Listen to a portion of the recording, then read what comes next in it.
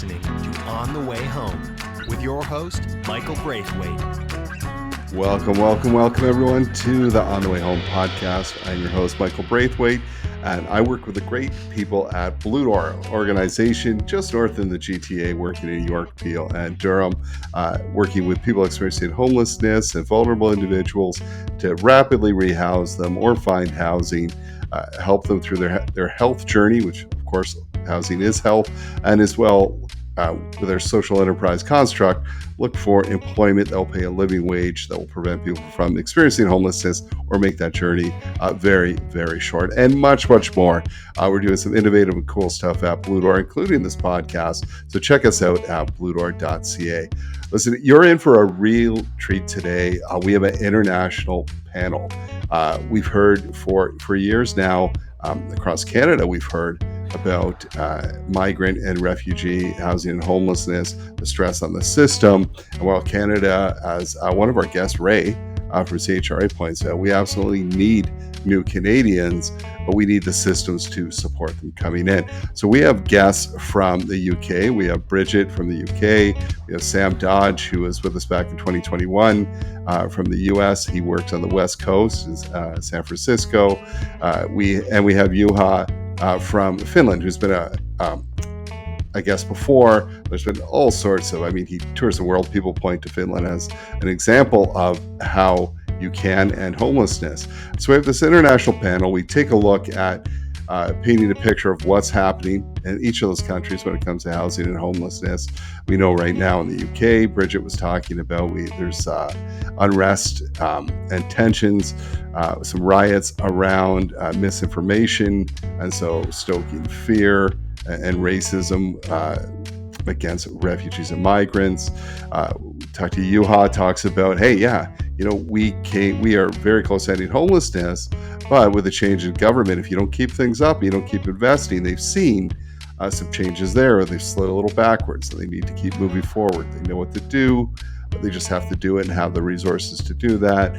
Sam talks about the pressure on the homelessness system that's already really taxed and at its limit, then having to try and solve housing and homelessness for refugee and migrants and not having the resources to do so. The challenge is there. And of course, Ray talks about what's happening in Canada right now. I mentioned a little bit about the tension of who's going to pay for this. We already give money for homelessness to the federal government, and cities like Toronto saying, but we need more, and it's different. And Ray points that out, that the needs of migrants and refugees that are coming into shelters are very different than what social service workers usually deal with inside the shelters, right? They need some more legal assistance and ways to navigate through the system. It's kind of a hurry up and wait. We talk about what's working well. Sam points to, hey, can we take what we did for veterans in the U.S., where we've reduced homelessness for veterans to quite low levels? We take that and take the learnings and apply it to this. Bridget talks about the change in government and the hopes there of adding more resources moving forward.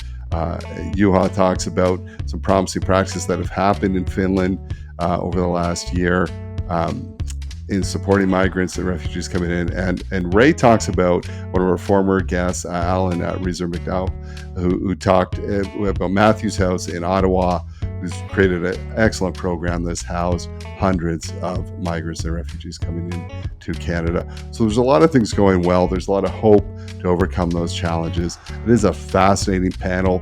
I think what you'll find here is we're more alike than we are different, and we can learn from each other around the world on how to push forward. So we have housing for all. My shirt says it all. Housing, our homelessness is solvable. And I have no doubt after watching this podcast, you'll agree with me. We've got the right people. We've got some brilliant people around this world that are doing big things. We just need to put it into action. We have a crazy podcast today because we have representatives from all over the world right now coming to us at different times. Sam is joining us at 5 a.m. It's the afternoon for others. Ray had to get up at 8. Canadians don't like to get up before 9 a.m. So it is a great group we have for you today, and I can't wait for you to hear from them. Welcome, all of you, to the podcast. Thank you. Thank you. Thanks, Michael. Great to be here.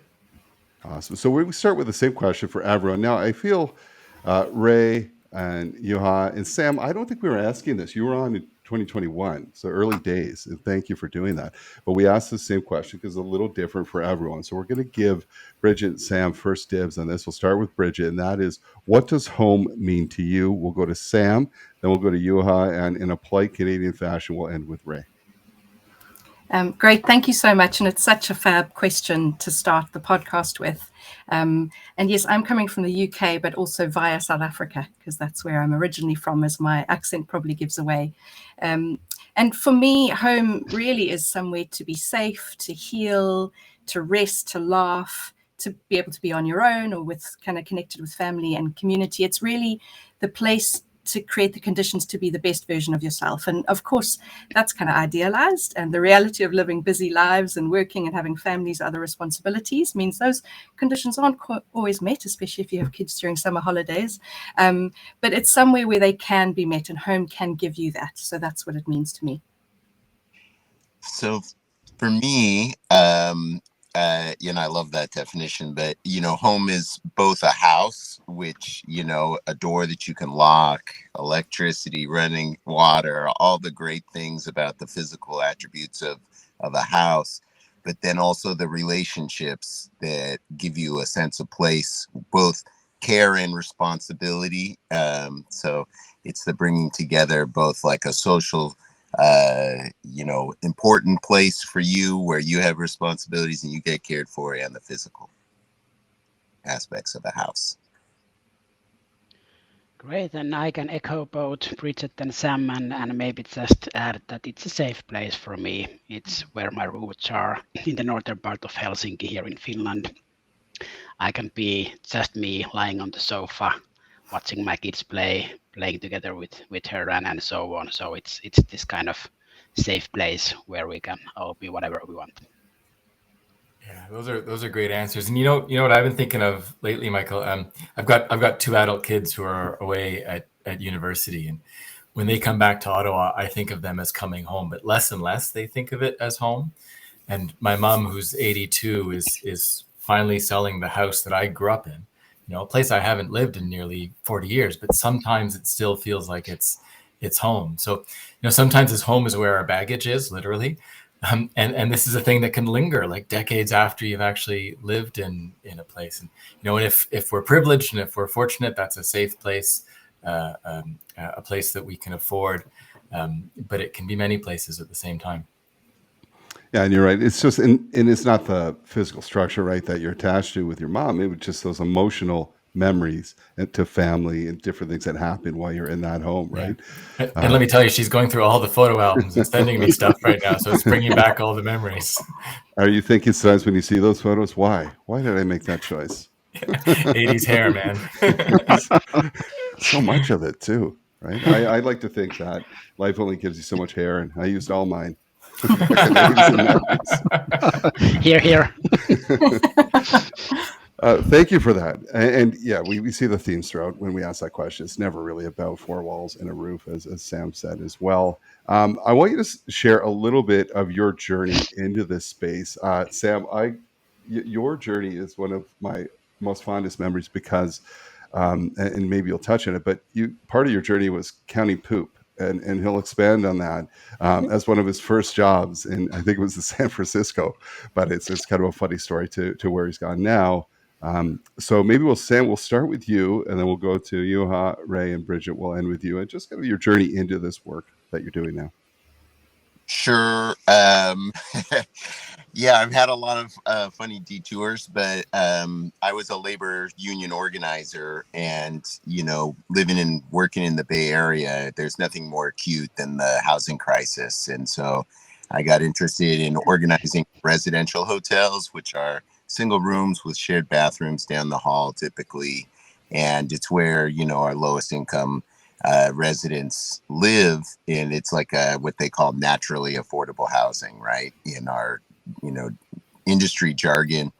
And that really got me into a place where I was working closely with people that were both on the edge of homelessness and housing, and really understanding a little bit of their struggles and virtues and values, and the sort of will to live. And it sort of it was great. It really rhymed with what I wanted to do. And over the years, I built up an organization, Central City SRO Collaborative, and was working in SROs in San Francisco, and got a chance to move to New York City and really wanted to work in the government, and started working in their street homelessness solutions unit, and really seeing how New York City does things and the sort of virtues that they had developed with a right to shelter and these housing deals. And when I moved back to San Francisco 6 years later, I took a job at Public Works and was kind of randomly assigned suddenly to go around the sort of lowest income part of San Francisco and count poop and urine spots, and I eventually figured out that it was trying to figure out how to solve this issue, and started a public bathroom program, which and it was very successful. It's called the Pit Stop Program, and but then mostly I was working at encampments and the cleaners, and trying to get them integrated with social services and outreach, and so that became a bigger part of my career. Since then, I started a homeless service department in San Francisco. I started something called Navigation Centers, which is like a housing focused, trauma informed shelter for long-term homeless people coming out of the street. And that's been pretty successful too, and it replicated a lot. But starting the homeless department really brought services and staff from 6 different departments into a centralized place, and try to have a more coherent and consistent homeless response across all the different subpopulations. And I did a couple of tours with them and got them all set up, and now I'm back at Department of Emergency Management and working on the larger response to street crisis, not only homeless, but drug issues and others. But it's been a wild journey, but I'm still here. So. Thanks, Sam. Yeah, and we're glad you are. I think in one of the articles I read, you were referred to as the czar of homelessness out there. I don't know if you like that title or not, but I saw that. But I will embrace it. You, how about yourself? Well, yeah. 20 years ago, I was studying tourism. So my plan was to travel around the world and work with tourism and hotels and everything between.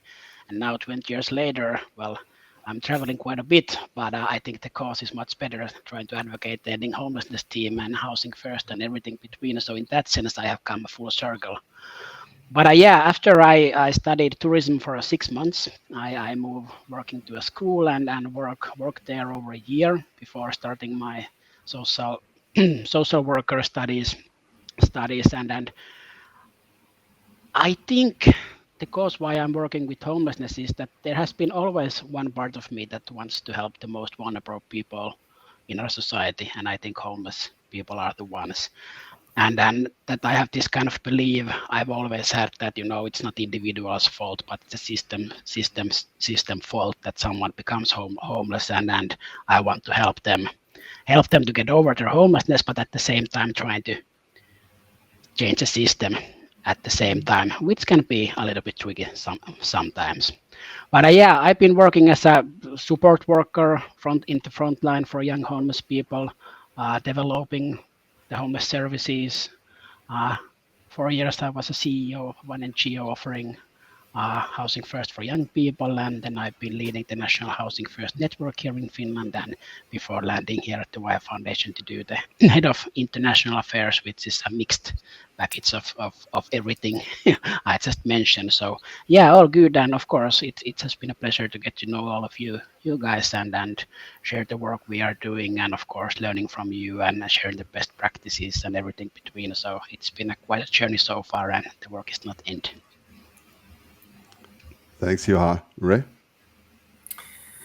Yeah, thanks for that. I started 25 years ago in the summer of 1999 working in affordable housing, and in the early part of my career, I was really lucky to be able to work with tenants organizing things in their communities. We started community gardens, we started community festivals, all kinds of great things. I miss some of that in my career now, working with people in their homes and in their neighborhoods. But part of the job even back then was a lot about advocacy, about bringing those voices, the experiences of people living in their neighborhoods, to try and bring about exactly the systems change that Juha is talking about. And now it's a great pleasure for me working at CHRA, the Canadian Housing and Renewal Association. We're the national voice of community housing at the federal level. And I get to do some of that same thing. I get to take those voices, those experiences of people working in our communities, try to bring that into policy and program design at the federal level, try to influence the way things are going so we can bring about that systems change. It's been a heck of a ride for 25 years. And we've seen the results of that, Ray. So thank you to you and your team. You've made huge impact and have the ear of government. We've seen some of those changes slowly come into effect. That wouldn't have happened otherwise. So grateful to CHRA for that. Bridget, we were over, actually, three of us. So Ray, Juha, and I were actually part of a study tour that came to the UK a little while back in May. And we saw some of the wonderful work that's happening there. Tell us a little bit about your journey into this work. Yeah, I sort of forgot I was a participant for a while. I was so interested in listening to everyone else's stories and journeys. I love kind of understanding human stories. So as I've said, I'm proudly originally from South Africa. I feel very lucky to have two homes now, been in the UK for over 20 years. And really, one of the kind of motivations for me is this South African philosophy of Ubuntu, which is, there's different ways to describe it, but really it's essentially saying we are connected. My humanity is connected to yours. And obviously growing up in South Africa, I was really alive to the impact of people having less, being treated as less, and the damage that does to society as a whole. I studied journalism, and partly because I liked the course, I didn't know what I wanted to do, liked the course, and had some incredible professors and instructors, including an absolute firebrand trade unionist who really sort of, put fire in my belly around social justice. And when I moved to the UK, I sort of did a few sort of odd jobs for a while, and then really wanted to move back into the social justice space. I had worked for a human rights education charity in South Africa, so wanted to move back into that space. Ended up working for Crisis for what was supposed to be 6 weeks. So they're a national homelessness charity. Ended up being 12 years. So, I think I made a home there, and I really learned so much about sort of housing and homelessness there. And it's absolutely sort of cemented my belief that the right to housing and the necessity to end homelessness is, absolutely paramount, because having a safe and stable home is a human right, and where everyone needs to be kind of the best version of themselves, which is what we spoke about. And then, a lot of my work at Crisis was about working with local charities, local government, national government, around both how you make things better now, but you use that learning to kind of feed into the systemic change that has been mentioned before. And really, I kind of always saw my role as like a champion and nurturer and critical friend and cheerleader and connector. And then the next bit for me was, really moving to NACOM, which is the No Accommodation Network, an organization of around 140 community groups and charities who support people facing homelessness and destitution within the asylum and immigration system. And really, my role is still to be that champion and nurturer and a connector and look at kind of practice leading to systemic change. But what led me to this work is, for refugees and migrants in the UK and across the world, I feel like fighting for their right to housing and to not have to face homelessness, because they are some of the most marginalized in society, is really fighting for us all. Because we know that if we accept less for anyone, we risk it for everyone. So if we fight for the human rights for the most marginalized, we're actually fighting for all of us. And that's what's led me to the work I'm doing now. Beautifully put. And I mean, right now, we could do a whole nother podcast on what's happening in the UK. You've got a new government, hopefully a new promise. And also we just see that simmering racism and anger of what's been happening over there. People wanting to point the finger, of course, at refugees and migrants, and a whole other podcast, but lots going on that is contributing to that. We want to talk today, and you gave us a great lead up to that. and we're going to talk a little bit about a lot about migration and refugees and homelessness. Before we do that, I want to understand the whole picture of homelessness in your area, broad strokes. I know it's a bigger conversation, but I'm going to ask all of you to briefly chat about what's happening in the area of homelessness and housing, to paint a little bit of a picture. We're going to start with Ray, then we'll go to Yuha, then Bridget, and we'll end with Sam. Yeah, great question, Michael. And like, what's going on, right? So a couple of things for the Canadian context. I mean, one, housing is a recognized right in Canada. And no matter how you get here or how you arrive, this has to be upheld for everyone. One of the things about Canada is, we're a large country. We only share one land border with the United States, and we're surrounded by very large cold oceans otherwise. So, we've developed a pretty good refugee settlement process over many decades, particularly the community support program that works quite well in Canada. But those systems are based on people applying for refugee status from outside of the country and then arriving with paperwork in place and with a PAN in place. What we're seeing now, one of the two trends is an increase in people arriving as asylum seekers, sometimes arriving, through irregular crossings, and there isn't a system for those folks, and they're ending up in shelters, they're ending up unhoused and homeless. The second thing that's going on is this is happening, amongst the worst timing, where we have a shortage of affordable housing, a shortage of accessible rental housing, period. And even folks who have arrived through the more established refugee systems, the settlement systems, are finding it almost impossible to find an affordable home to get on solid footing and get started. And it's the same thing that's happening to young people. The same thing that's happening to Canadian-born folks who find themselves without a home. That first within reach, reasonably affordable place that helps you get back on your feet is out of reach now for a lot of people. So more and more we're seeing people who've gone through refugee settlement programs, and after their first year can't get established and are showing up at shelters seeking services, and it's not working out. And we can talk about that, I hope, a little bit later in the podcast. But I don't think these trends are unique to Canada. So I'm interested in hearing from our colleagues in other places in the world too. Thanks, Ray. Juha, we'll go to you now. What's happening in Finland? Broad strokes of homelessness, because often, as you know, traveling around the world, you're the country that people point to. This is how it's done. But it's not perfect, right? No, it's far from perfect at the moment. I think we are having quite challenging times. The new government, which has been in power for a little bit over a year, they have made big changes already to the social benefit system, for example. In the future, they want to build less affordable housing and so on. And then just last week, we got the first numbers regarding the number of evictions since January to June, and the numbers are going rapidly up. So there is over 20% more evictions happening in the first half of the year compared to last year. So it's a worrying situation for sure. And then we need to do everything in our power to make sure that those people are rehoused as fast as possible so that we don't end up having increase in the number of homeless people, but we'll see what will happen. But it's a challenging situation, and I think now the whole sector together with the decision makers need to come together more closely, have discussions what's happening and what can be the results if we keep going like this, because we, like you said, Michael, we know what works, we have done it, so it doesn't make any sense to go backwards and make the mistakes we have done in the 90s and so on.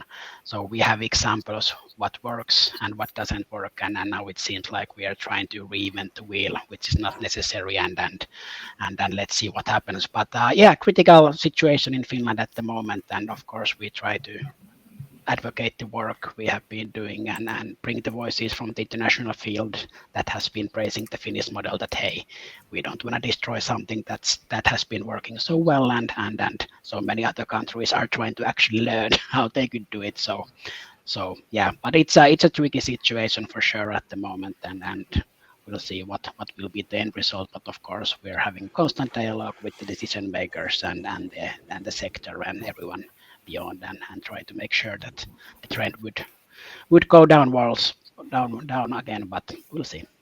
It's a testament, I think, that when people think, we've ended homelessness, and it doesn't end. I mean, you have to keep No. that up. And it's a good Yeah. segue, Bridget, to I remember talking with people in the UK, I think in 2018, and they were saying that there was a lot of good things. Different government up to 2010, you were making some real progress, and then switching government, things change.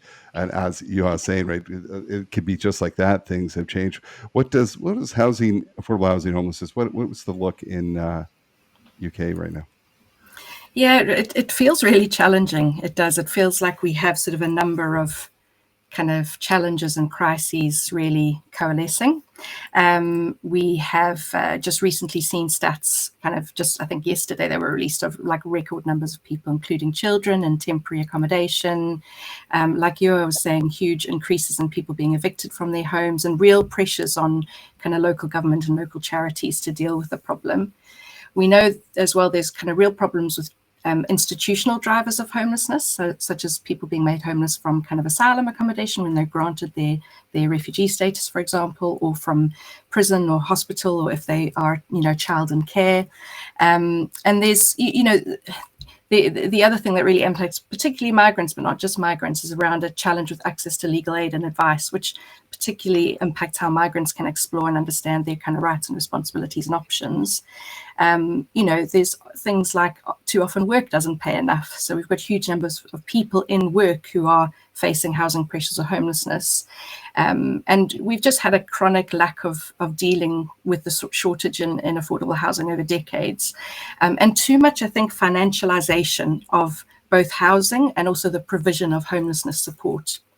But I mean, we could end there and just go cry in a corner, and that's not what we want to do. And what I would say, and I know we'll talk, we're hopefully going to talk a bit about what's working later, but what I would say is that the new Labour government does seem to have a real understanding of the need to get to grips with the housing crisis, and that we really do need systemic reform and a strategy.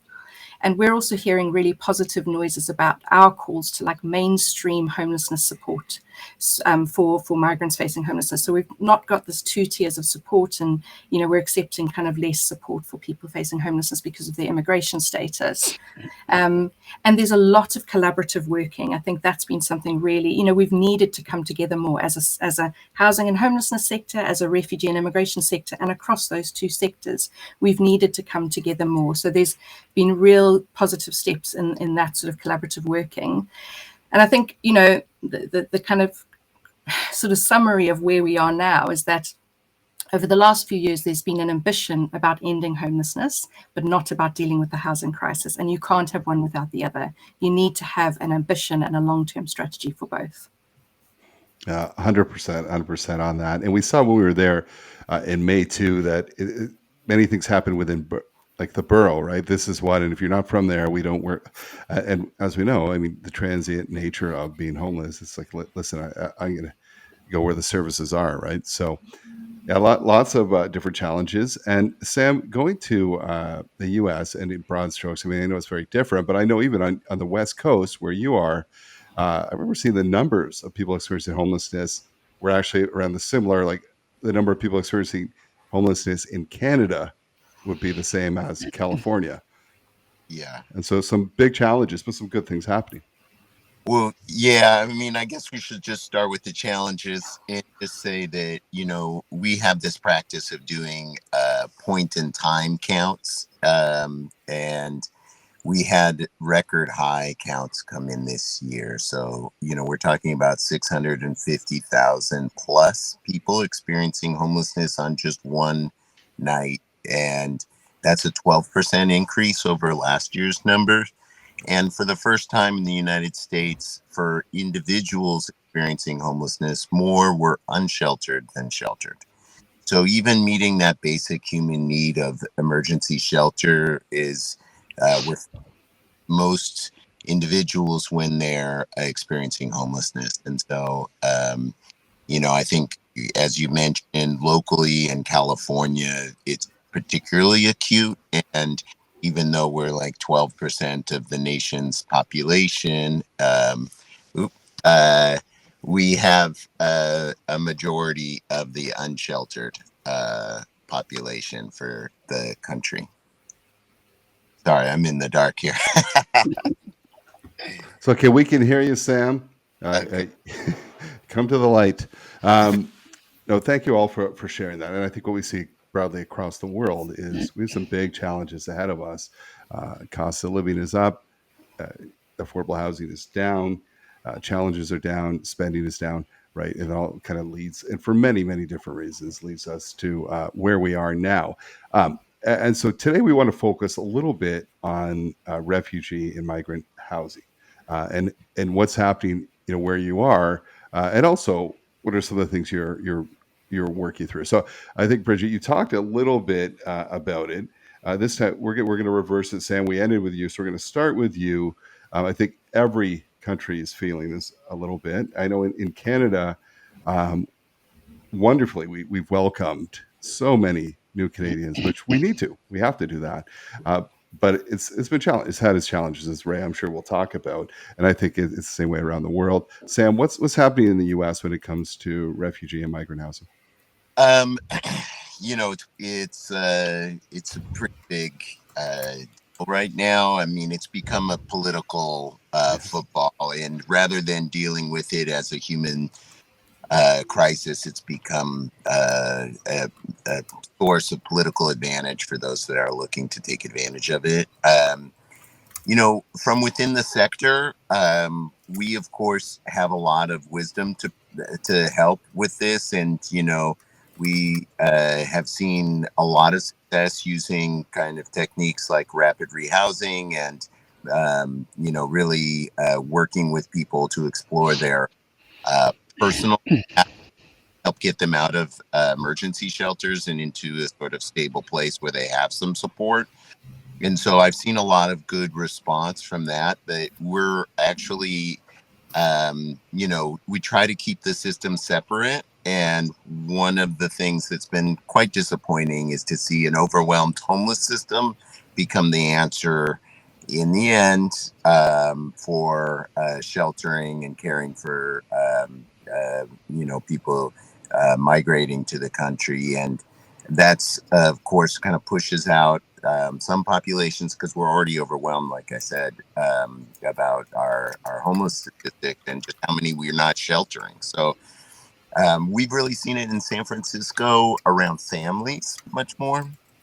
And we were at a place where we were making a lot of progress on family homelessness and really getting the shelter right sized kind of, and smaller, and being able to just house people more rapidly. And that's been really reversed now that there's sort of the bringing in this extra population.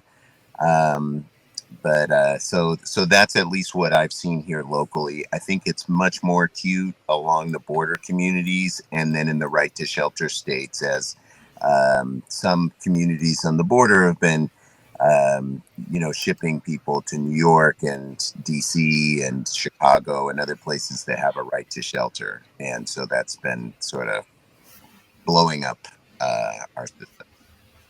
I remember, thanks for that, Sam. I remember we did a study tour in New York City in 2023, and they were talking to New Jersey that wherever your last place of residence was, no matter where, you're getting a bus ticket there. If it's Florida, you're going back, and it was this, we're only serving our own because we're overwhelmed and we only have enough. And so it was different for us to hear that. And with you're so right around the political pieces with the upcoming election. This is being a real hot potato of, you've got one person wanting to crack down so much that I would think it would incite fear too. There must be a lot of fear around refugees and migration around what's going to happen in the upcoming election, as it has over the years when governments have changed over. So, yeah, real tough situation to be in.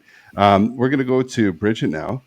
Talk a little bit. This is your area of expertise right now. That's what you're working in. Yeah, you might have to cut me off. I love this stuff and hate it in equal measure at times. No, I think, like Sam said, in the UK, there's been a real political football and been really kind of toxic and divisive as an issue for a long time. And really, I think migration has been used as an excuse not to deal with systemic reforms needed in housing. I'm not saying we shouldn't be having conversations about resources and infrastructure and community cohesion, but we've not been having those conversations. We've just seen migration and migrants used as a scapegoat for what's not working in our society. And I know we're talking about housing and homelessness, but a really good example of this is our health service, the NHS, which the UK is and should be hugely proud of. And sometimes migration is used as an excuse for why people can't see a doctor or a dentist. But the reality is, without migrants and migration, our NHS would absolutely collapse. So it's really been kind of used as a political football. And the focus in terms of housing around migration and refugees has been this issue of the people staying in hotels and institutional accommodation and the cost. And that's really been down to the fact that sort of the previous government was not dealing with the reality of migration. They were not processing people's claims. People are stuck. They're not allowed to work while their claims are being processed. So people were really stuck for a long time. But then the focus was on the cost of all this accommodation. But the cost was not going into the pockets of the people claiming asylum. It's going into the pockets of the companies who manage, the private companies who manage this asylum accommodation. And people going through the system are forced to live on absolute pittance, and they want to work, they want to process, get on with their lives. But the toxicity around sort of almost putting a massive public sort of cost on a group of really marginalized people and sort of almost blaming them for that cost when they have no power to go through the system on their own has been the thing around housing that's really led the debate on that. And I think we've also had with the previous government here, we've had just legislation after legislation after legislation. And as sort of statutory services, government, voluntary sector, you're kind of getting to grips with what does this new piece of legislation mean? How do we adapt services? What does this mean for the provision of housing? And I think I just wanted to make a point. I really agree with Sam about, we talk about mainstreaming homelessness, but the solution is not just to pass the pressure onto overwhelmed homelessness services. And that's why you've really got to look at sort of systemic reform, across different bits of the sectors at the same time. And migrants and refugees are affected in the same way many people are, about lack of affordable housing, competition, commercialization, the fact that work doesn't pay. So they're really at the mercy of those kind of pressures as well as the general public. But unfortunately, the debate has been the cost of the asylum estate, but that has been because of inefficiency and ineffectiveness and a hostile environment that sort of it's felt like it's been made to be ineffective to create a cost to then be used as a political football. So that's sort of and we're hoping that, and I know you touched on this, that's what really led to, a lot of what we saw recently, not the only thing, but that demonization, that blame game of people seeking asylum, of refugees, is what's, absolutely hugely contributed to the violence that we've seen, the racist violence that we've seen on our streets over the last week in the UK. And that, we will be dealing with over the next kind of coming months and years. And I'm hoping that this is a sort of turning point. You've got to be optimistic. So hopefully it's a turning point.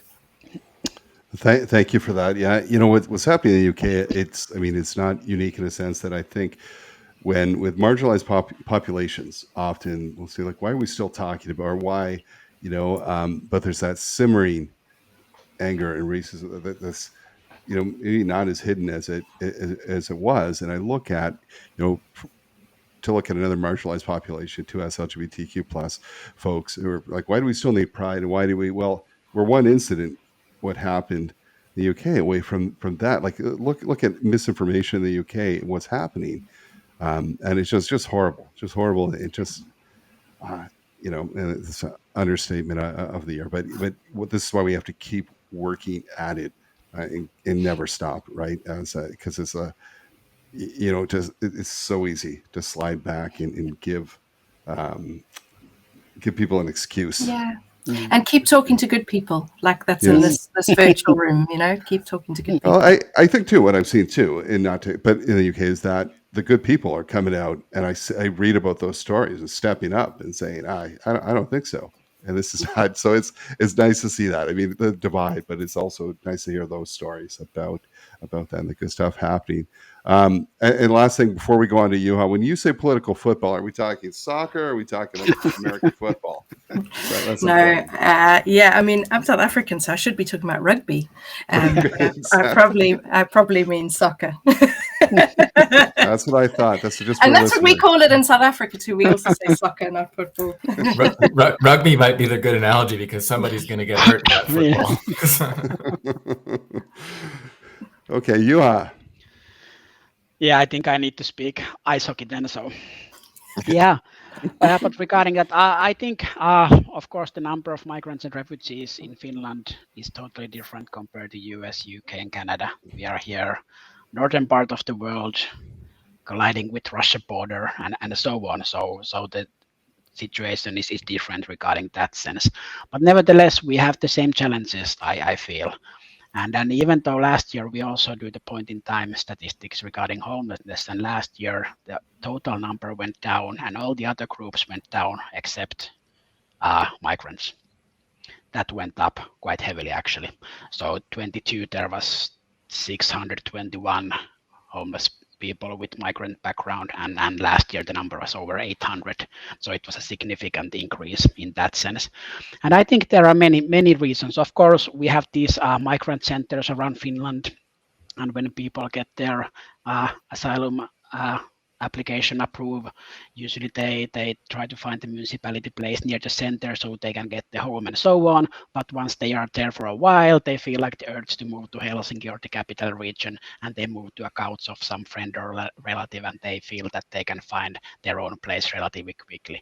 Well, unfortunately, there is a discrimination in the rental market in Finland as well, and it can be quite tricky to find that place. And after you have spent 6 to 8 months in your friends or relatives sofa, at some point they will say that, maybe it's better for you to try to sleep somewhere else, and all of a sudden you have had no place to go. And that's a reality in Finland as well. And then one other thing is actually that we don't have that much family homelessness in Finland. We have some, but over 50% of those families, they have migrant background. So one of the biggest causes is a divorce. Something urgent happens, and people don't know how to navigate in the Finnish housing system or in the social service system. The Finnish language can be quite tricky, I've learned. So it causes many kinds of challenges and problems. And I think what we are lacking at the moment are those kind of really low threshold support services for people experiencing homelessness, especially when they have migrant background. And I think those places we need more.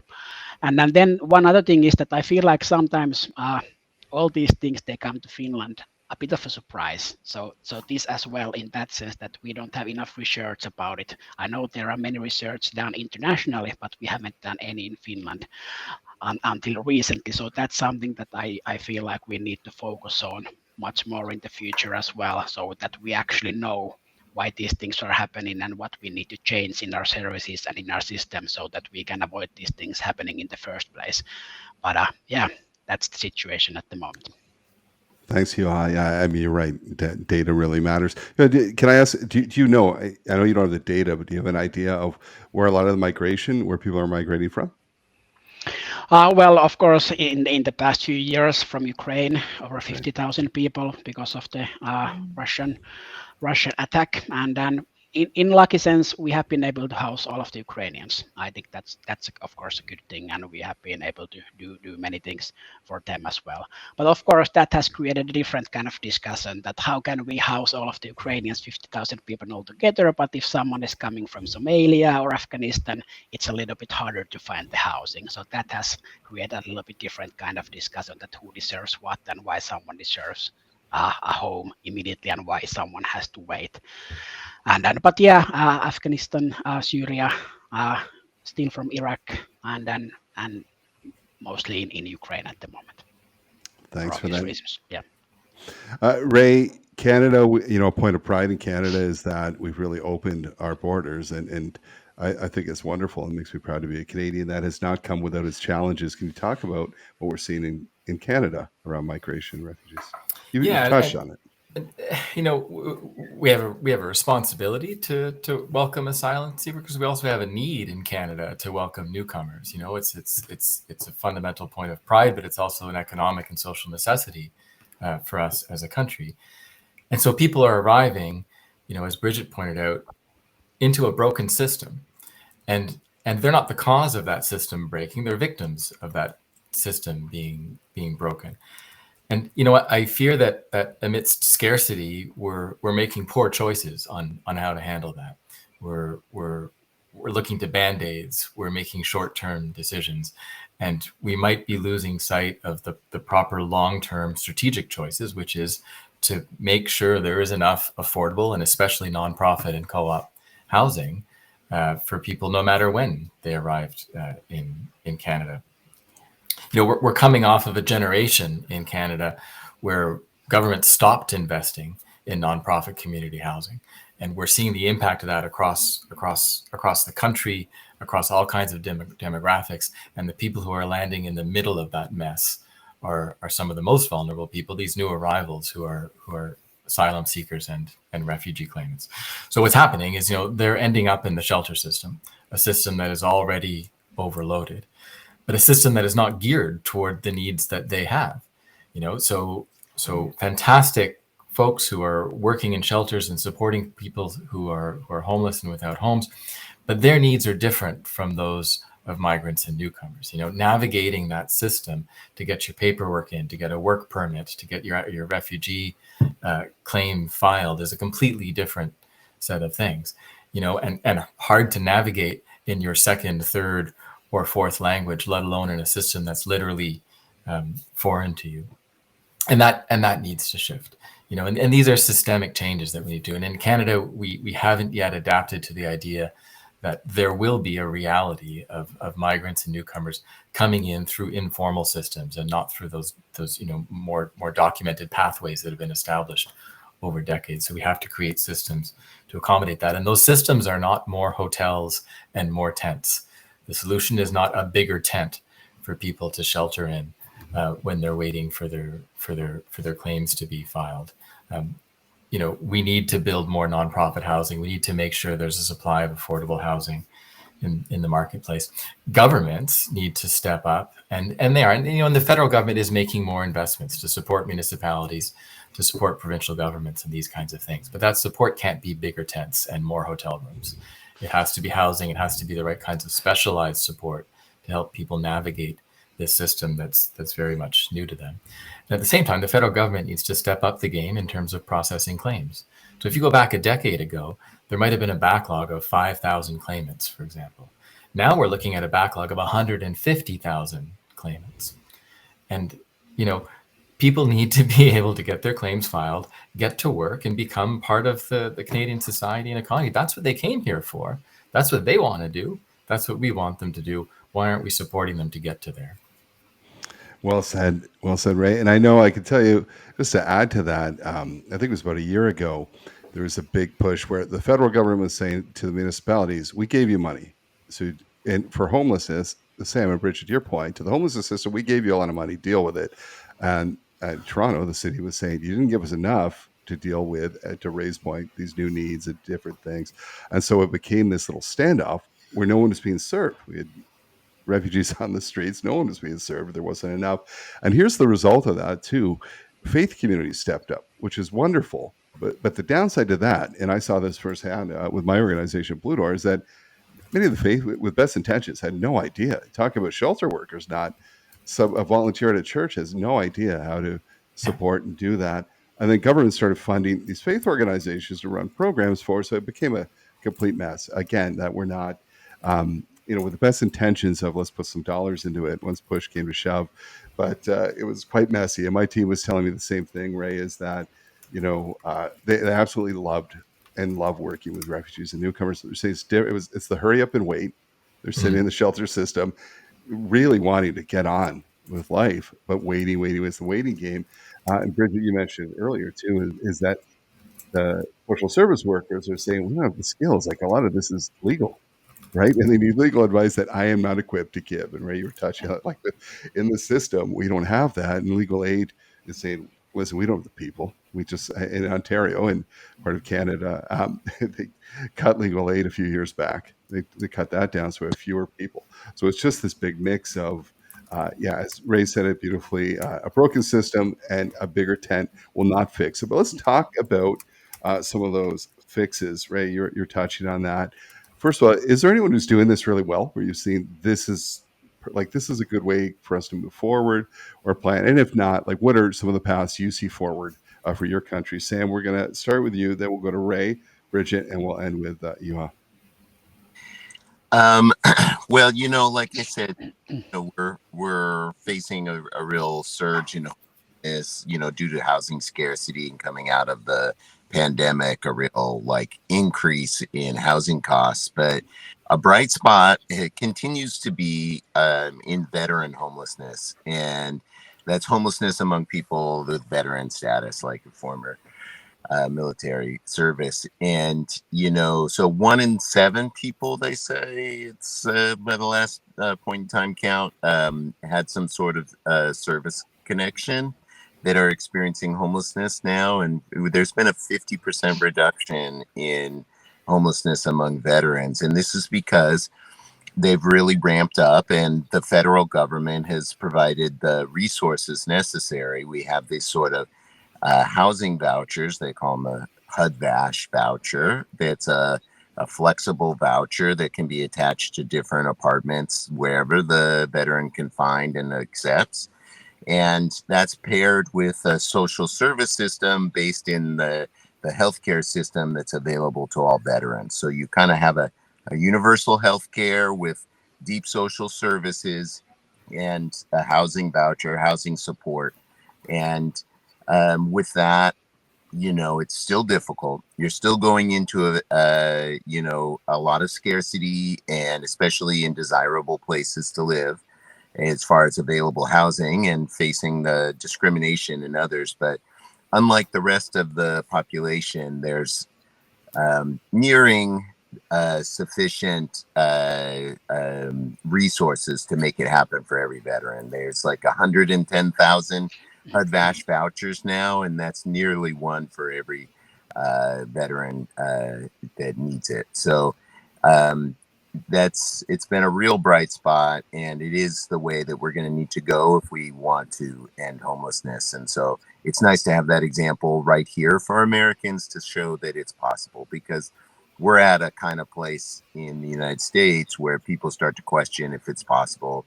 There is some questioning of housing first and harm reduction and other these methodologies that we've had so much success with, because they've been so underfunded and not really able to meet the needs. So having this veteran example has been just wonderful. So that's one real bright spot for us. As you know, and as you've seen many times, Michael, there's so much creativity, so much adaptability in Canada and around the world among people who are working on these problems. And it's such a pleasure to be able to witness some of this and to work with these folks. Oftentimes, it must feel like fighting uphill against the tide of a system that is broken. But you've had my friend Alan Reeser McDowell on your show before at Matthew House, Ottawa. And a great example of how to create systems specifically for asylum seekers and refugee claimants. They build a family-like atmosphere for folks. They provide that system navigation. They end up hiring back people who've successfully gone through their program. And, in a couple of months, they work with people who are highly motivated to get on their feet and be independent. That's what they're here for, and that's what we want to help them get to being. But one of the barriers, of course, is finding a place that people can afford to rent at that entry-level job, or maybe in the early days on a social assistance rate, and that's something that needs to change. But great examples in that kind of network. In Canada, there's long time established success for the community-based refugee settlement program, where volunteers in a community put up their time, their resources, their love, and their energy to help settle families. We need to hook up that system to people who are arriving through irregular means, so that they have the benefits of the same kinds of support. And we need to provide more government resources and support and training to those groups who are working really well. We have great compassion, we have great love in our country. People want to welcome folks. We need to harness that and invest in that to make it successful. So like I was saying earlier, we are seeing really positive and hearing positive noises around the government's willingness to really tackle the housing crisis, and particularly talking about targets again for affordable housing and social housing, which is fundamental to the systemic reform needed, and about the positive noises around mainstreaming homelessness, and also talking about re-looking at asylum accommodation and delivering it in a way that adds an asset to the community. So about community-based support that adds an asset to the whole community. But really, in terms of good things that are working well now, what we're really seeing is the work of local partnerships between charities, housing associations, community groups, local authorities, and businesses. And I really echo Ray's sentiment about the kind of creativity and determination of local people to make things happen and make things work. So we're seeing, so our organization supports our members, for example, to create housing and process solutions and partnerships with local social housing providers who might have some void properties that then can be used for temporary accommodation, and really good properties that can be used for temporary accommodation. We saw a real rise in the knowledge about and use of hosting, so hosting in people's homes, which really ramped up as a response to the war in Ukraine and Ukrainian refugees coming over here, but is now really being looked at alongside the exploration of kind of lodgings as an example of a practical community solution to sort of show the way. The other thing that we're seeing that's really great is some leadership from our kind of metro mayors, so like in Greater London and Greater Manchester and in the devolved nations in the UK, some real leadership on community-based solutions for housing for people seeking asylum. And I think the final thing to add is the kind of incredible work in all of this, led by people with lived experience of the asylum system and of homelessness due to their immigration status. At NACOM, we have a community research project, which is led by volunteers with lived experience, and they do research and then present solutions to the issues. And there's some incredible work going on around capturing the kind of knowledge and depth of experience and the solutions to these challenges by people with lived experience. And we're seeing some fantastic kind of both work but also funding for that work in the UK. And that only kind of lends more creativity but also credibility to the solutions that are being promoted locally. Great. Yeah, I think the overall structure in Finland is still working quite well regarding the housing first in the core of the homelessness work, and we have quite sizable affordable housing stock, which we have been building over the decades, and that's still working for everybody experiencing homelessness or those who are on the edge of becoming homeless. Then again, a few years ago, there was this great project in the city of Espoo, which is the second largest city in Espoo. It was called in English A Home in the City. And then basically what they did, it was they created this kind of training for migrants and refugees regarding living skills and housing skills. But not only that, but then they also made videos which are meant for professionals working in the field, that they can look the videos and learn from those practices and how they could be part of the solution as well when they see someone who is struggling with the housing or have better understanding regarding the different cultures.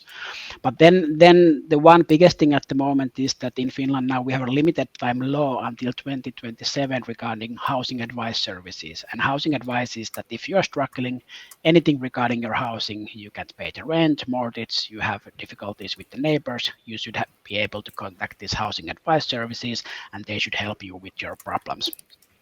And then I think that's working quite well, even though the number of evictions are going up. But I think the main thing we need to do now is to make sure that everyone, including the people with migrant backgrounds also knows that we have these services at the moment, because I think that has been the problem, that we have these good services, usually quite low threshold services, but people don't know about them. So I think that's something we need to put more pressure in the future.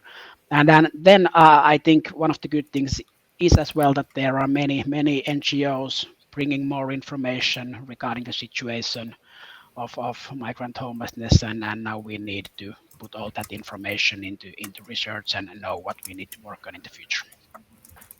Good. Thanks for that, Juha. And we're going to start with a final question here. We're going to start with you.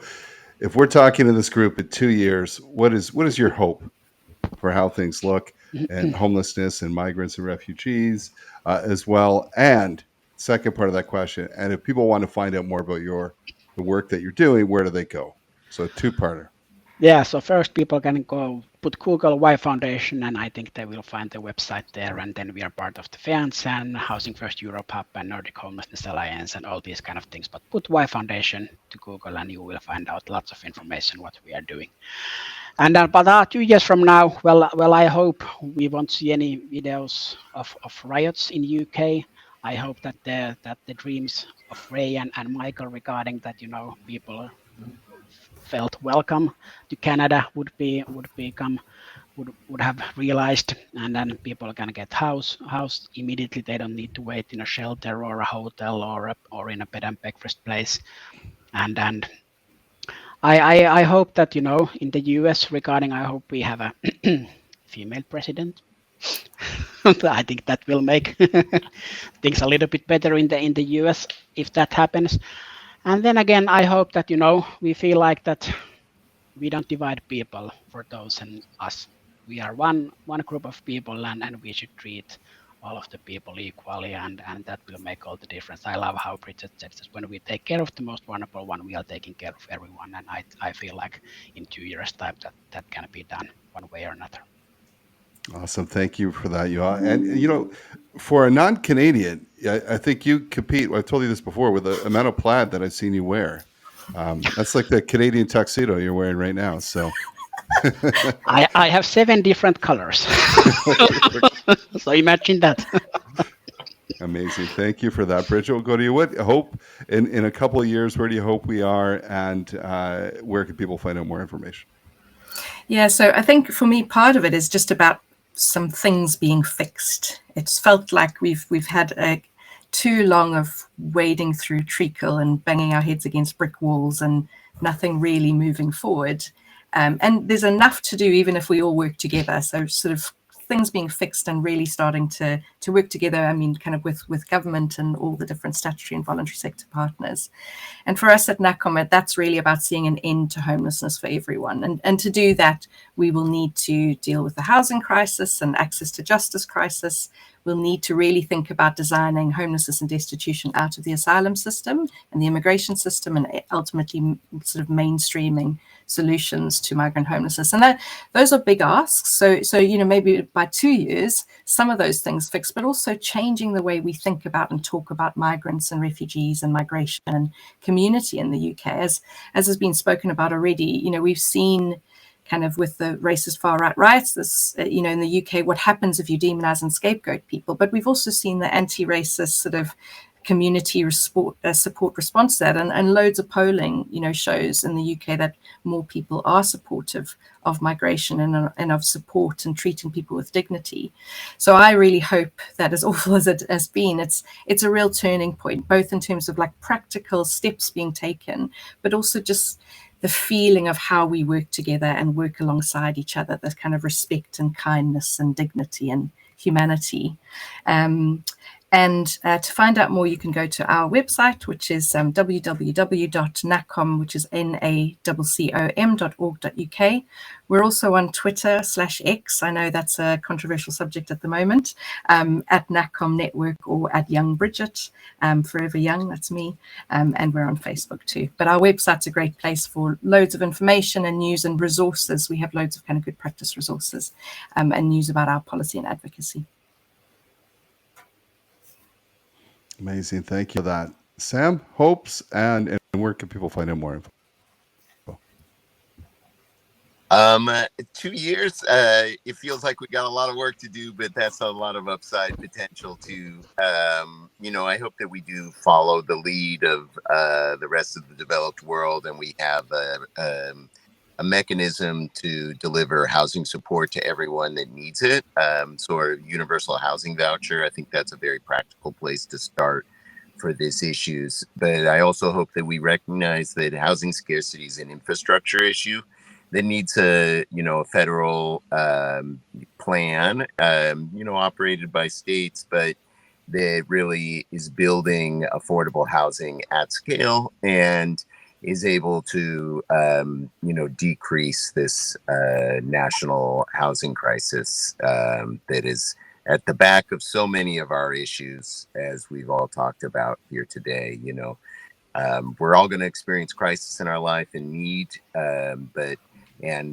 I think there's always going to be a role for sort of an emergency shelter, but hopefully that's a brief and one-time experience, and we're able to transition on to safe, secure, affordable home housing, and that's an infrastructure we can provide to each other. So I hope that within this years we get a path that's very clear and credible, so that we can all continue to work on that. This is hard work, but it's harder without a light at the end of the tunnel, or light at the end of the tunnel is maybe an oncoming train. So hopefully in 2 years we'll be in a better spot with that. As far as seeing my work, I work in the city and county of San Francisco. I'm very proud of the Department of Homelessness and Supportive Housing, and that's sf.gov/HSH, and they are doing great work. Also at the same website, you can look at Healthy Streets, which is all my police non-response and creative response to issues on the street, including ambassadors, and ambulance teams, and interdepartmental teams working on encampments and stuff. So a lot of good stuff to say. A lot of good stuff. Incredible. Ray, last word to you. Yeah. What are your hopes, and where do people find out more? First of all, I want to say what an amazing privilege it is to be on a panel of such amazing, good people. Bridget introduced us to the South African concept of Ubuntu at the beginning, the idea that we're all connected and all one. And I'd really love to be able to say in 2 years that the systems change that we're seeking is centered around that idea. And what a wonderful, wonderful concept. Canada has not nearly enough nonprofit co-op and community housing. Way less than in Finland, way less than the UK, less in fact than in the United States. Less than 4% of homes in Canada are nonprofit co-op and community homes, and that needs to change. It needs to be 10%, it needs to be 20%, and CHRA, we're not alone in calling for this massive increase in community housing. Scotiabank, but just over a year ago, called for doubling the supply of social housing in Canada. The Royal Bank of Canada called for quadrupling the rate at which we're building social and community housing. And Deloitte Canada released a report with us last fall showing it actually improves productivity in our economy if we have a greater supply of community housing. And that's not the only part of the systems change we need to see, but I do know that that's foundational to the systems change that we need to see. CHRA, the Canadian Housing and Renewal Association, we're not hard to find online. If folks go to our website, you can subscribe to our newsletter. The Flash comes out every second week. Fantastic resource, lets you know what we're up to as well. And one of the things we're up to coming up soon is our Housing on the Hill event at the end of November. People can register on our website. This is where we take the voices of experience in the community, bring them to Parliament Hill to bring about that systems change that we all need to see. Yes, thank you so much, Ray. And thank you to all of you. This has been an incredible conversation. You all are very inspiring. When I talk about hope, I get hope from this panel, and I know good things are going to happen moving forward. Thank you for taking the time. Sam, thanks for waking up at 5 a.m. and sneaking out to your car to do this podcast. I hope the rest of your day goes well. But thanks to all of you and your organizations for the incredible life-changing work that you continue to do. It's so appreciated. And I hope to speak to you again in 2 years. And maybe we're having a different conversation. Thanks so much for joining. Thank you so Michael. much. Thank you. Take care.